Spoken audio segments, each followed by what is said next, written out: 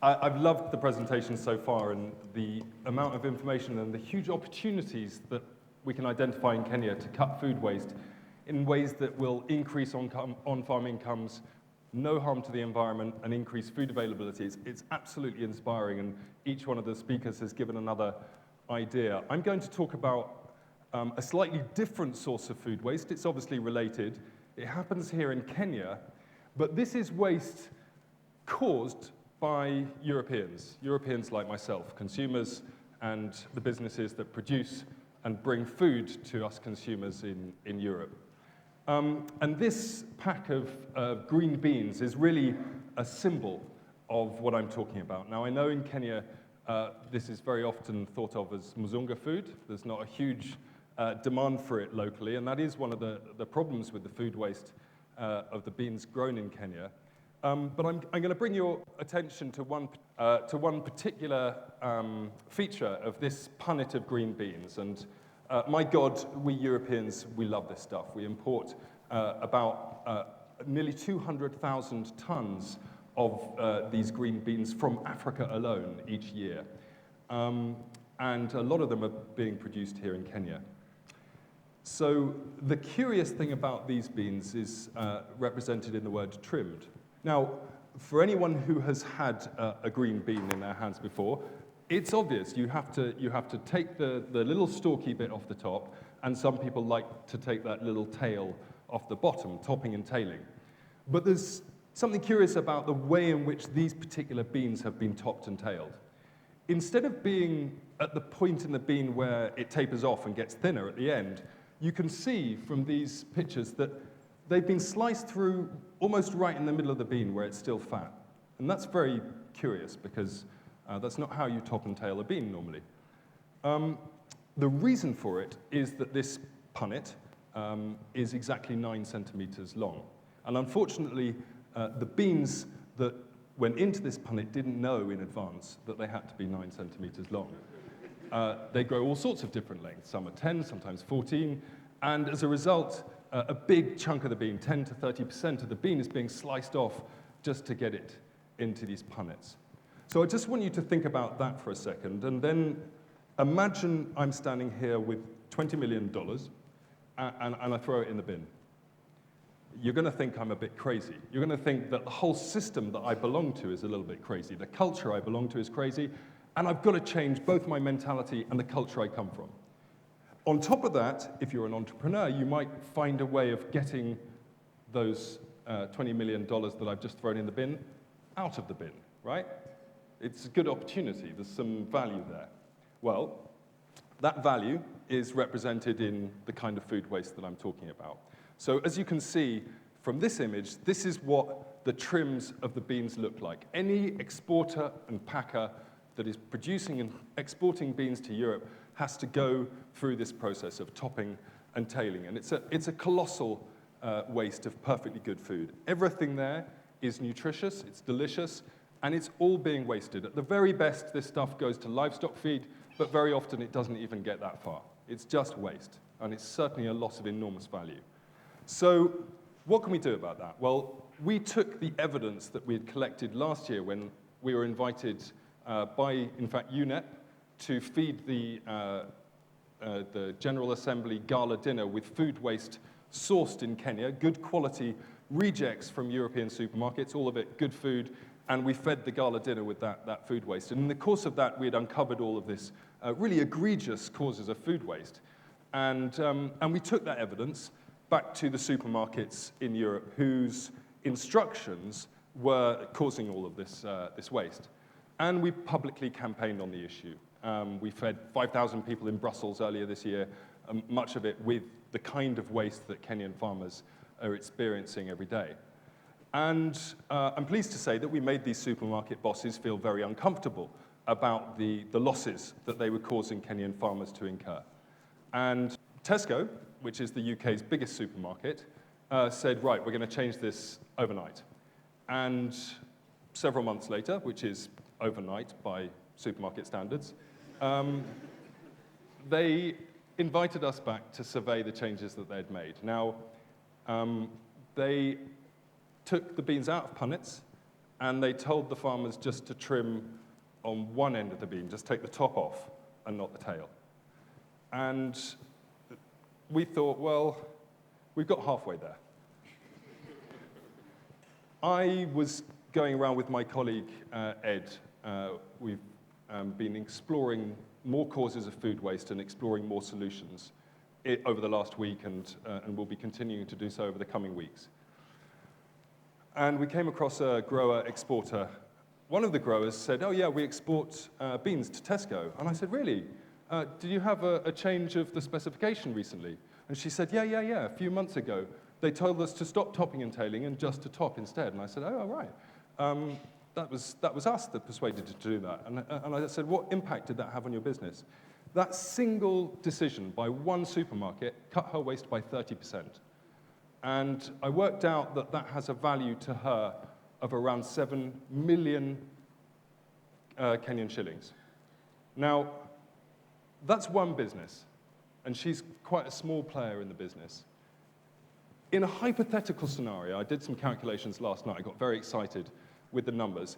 If you took the entirety of the Kenyan green bean export, and you imagined that it went from being topped and tailed to being just topped, the value, the sale value of the bean that you would save as a result of that amounts to around $20 million.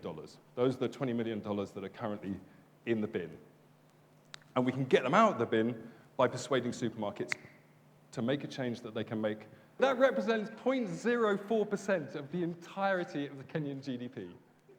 0.04% just from a change that can be made overnight. Okay. So another cause of food waste. In addition to these cosmetic standards, and they cause food waste up and down the supply chain, obviously sometimes the food has perished and it can't be used, but sometimes it is just the appearance. But the other cause of food waste that we find particularly interesting is the difficulty of forecasting demand. So if you're supplying a European supermarket, they will give you a forecast. They'll say, well, we probably want 6 tons every week throughout the year or in particular seasons. And they might tell you months in advance that that's what they're likely to want. You indeed can get a program so that you know exactly how much to plant, or roughly how much to plant, and how much you need to supply. Unfortunately, demand fluctuates in Europe. We don't always eat beans. If it rains, we stop eating beans, apparently. And it's difficult to predict months in advance here in Kenya when that's going to happen. So what happens? The supermarkets and the middlemen that act on their behalf will cancel an order. I won't do this. Cancel an order literally at the last minute, sometimes the day before, sometimes the day that this stuff is going to be loaded onto a flight and taken all the way to Europe. Sometimes even after it's been loaded and flown all the way to Europe. They'll cancel that order. They'll say, actually, we only want 3 tons instead of 6 tons. Now, all of that stuff has been produced, it's been harvested, it's been brought to your pack house, and then they say, we don't want it, and we're not going to pay you for it. So sometimes that cost is borne by the exporter. Sometimes, depending on the arrangement with the farmer, the cost is offloaded onto the farmer. And sometimes the farmer, incurring that cost, passes that cost on to the laborers. So the cost, indeed the risk in the supply chain is transferred down and down and down. This is the kind of waste that results of that. This is one depot outside the airport in Nairobi, and it's 20 tons of produce that is being wasted every single day.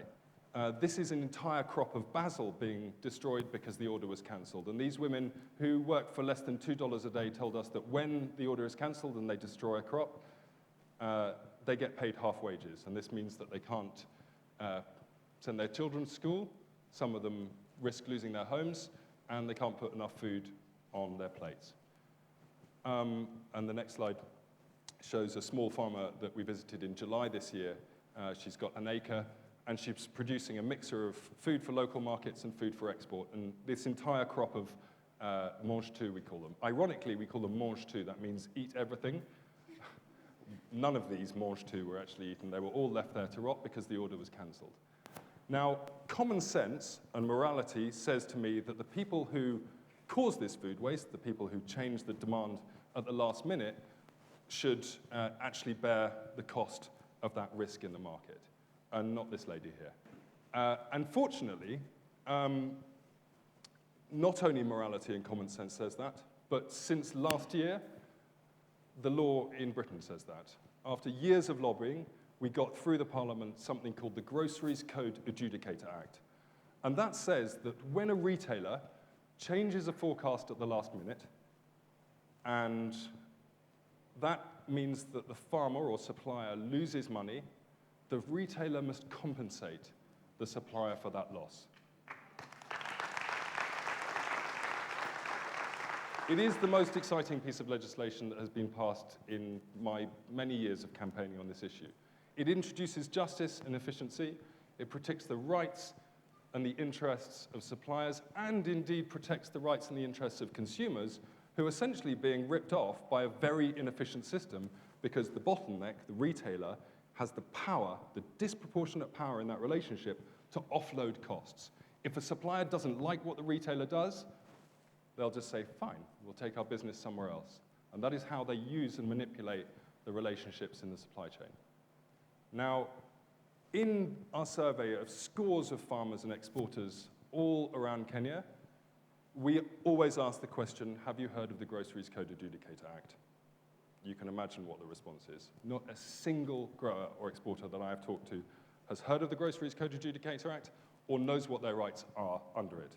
And one of the functions of feedback and our project out here in Kenya is to tell farmers that when they're supplying the United Kingdom, there is now a government authority who has the power, if she receives complaints, to launch an investigation to see if there have been breaches of the code of practice relating to UK supermarkets.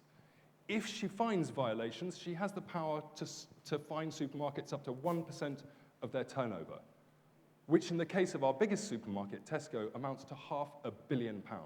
She has considerable powers. And she has already, just by existing, helped to reform the UK supply chain. So farmers in the United Kingdom who know their rights know that their supermarkets are not going to do this, at least not as much as they did before. Kenyan farmers do not have that knowledge and they do not exercise their rights. So,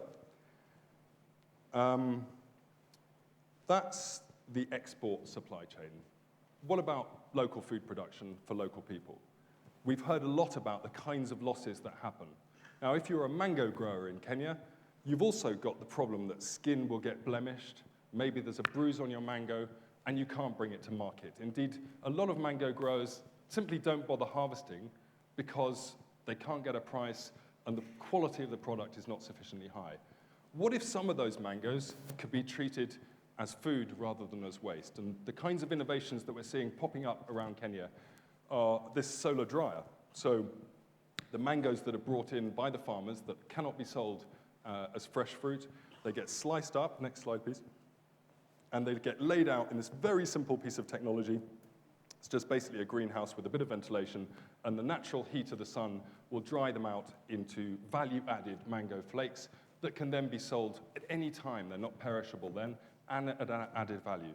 You can do the same kind of thing with bananas, so that those bananas that are perhaps in surplus in a market can be preserved and then brought to market at a higher rate. This is the kind of banana waste. This isn't Kenya now. This is actually Ecuador, which produces most of the bananas a third of the bananas globally that are exported come from Ecuador. And this is the kind of waste you see there. This is one plantation's waste after just one day of harvest. Think of the amount of banana chips that you could produce with that. It's not just overseas supply chains either. It's United Kingdom. We have these same cosmetic standards. These carrots mightn't look good to you. They're nice and long. They're orange. They're deliciously sweet. I can tell you I tasted from this bin, and it is a bin because these carrots are too long. They're too long to fit into the next slide's image of a punnet of carrots, and therefore they don't get to the supermarkets. And that's the kind of crazy system that we live in. But it's a system we can change. And indeed, through campaigning on ugly fruit and vegetables, we've now seen European supermarkets across Europe actually stocking wonky veg and wonky fruit, precisely catering to the demand that has been created by raising awareness on this issue. Next slide. To put this kind of element of the waste problem into a global context, I've got a chart here which shows the global food supply chain from plow to plate. Now, if you look around the fields of the world, you can see that At the very origin of production, there's 4,600 kilocalories per person per day available in those fields. Now, we only need around 2,000 max for a reasonable level of nutrition.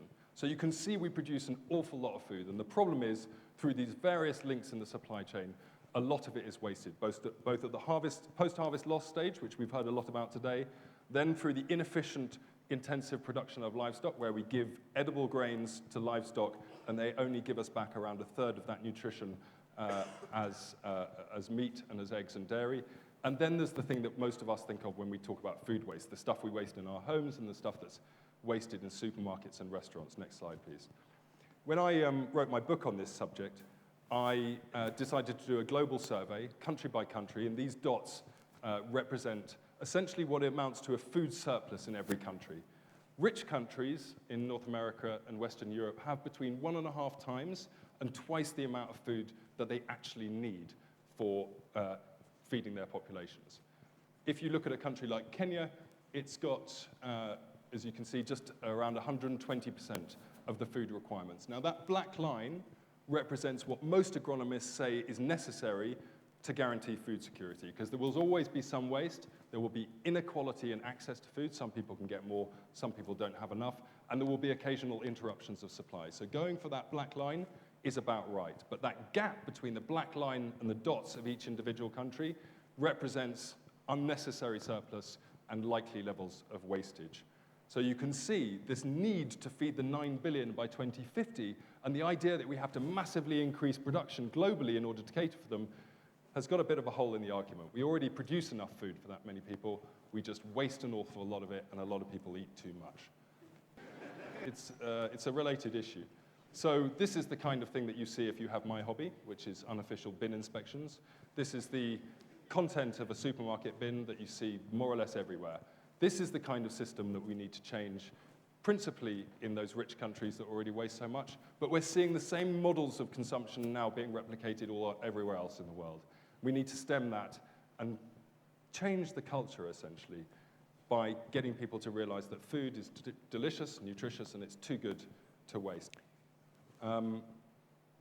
So another instance of waste. These are 13,000 slices of fresh bread being wasted every day by the supermarkets who don't like the crust or the first slice inside the crust.